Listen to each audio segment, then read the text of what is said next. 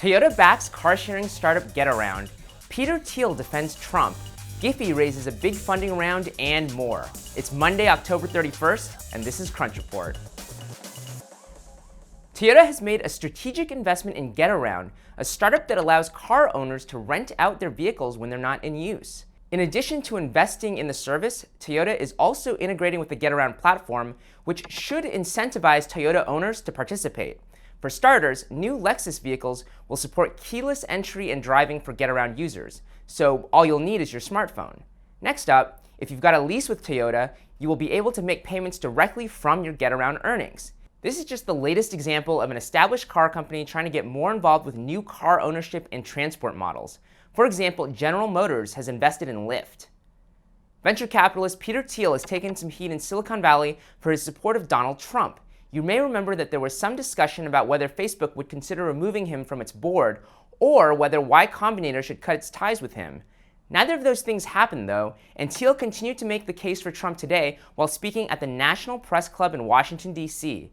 The focus was less on Trump himself and more on the nation's various problems, like the lack of savings for older Americans and the enormous cost of healthcare. In Thiel's argument, Trump represents a vote against that status quo. As for some of the more inflammatory remarks that Trump has made, like the idea of banning Muslims from the United States, Thiel said the media takes Trump too literally, adding, quote, "I think a lot of the voters take him seriously, but not literally." Investors are seeing some big money-making opportunities in gifts, specifically in gift search engine Giphy, which just raised $72 million in funding led by Draper Fisher Jurvetson, Institutional Venture Partners, and China Media Capital. Giphy started out as a hacker-in-residence project at New York's BetaWorks before turning into a startup with products that also include video-to-GIF conversion tools, a GIF keyboard, and tools for media companies. $72 million might seem like a particularly big round for a startup that isn't bringing in revenue yet, but when CEO Alex Chung came to TechCrunch's Disrupt conference in September, he said that there's a lot of opportunity to make money from advertising. After all, there isn't really a clear native ad format for mobile messaging yet, and maybe GIFs could play that role. One of the biggest pieces of news last week was the announced shutdown of Twitter's video app Vine.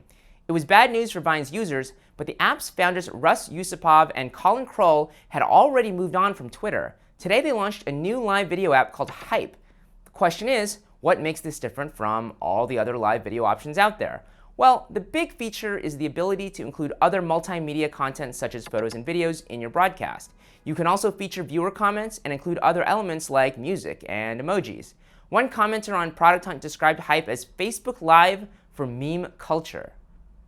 Speaking of Twitter, the company is testing a new way to read the articles and other web pages that you can find on the mobile app. For some users, it's displaying the pages using Safari's Reader mode, which basically strips the page of ads and other elements that might clutter things up and slow down loading times. If this becomes widespread, it could lead to a better reading experience for people like me who find a lot of our news on Twitter. But the initial testers offered mixed reviews of the experience. And as a long-term solution, it could be even worse for publishers who lose out on that ad revenue. That's the report for today. I'm Anthony Ha. Crunch Report airs every weekday at 7 p.m. Eastern, 4 p.m. Pacific on TechCrunch.com.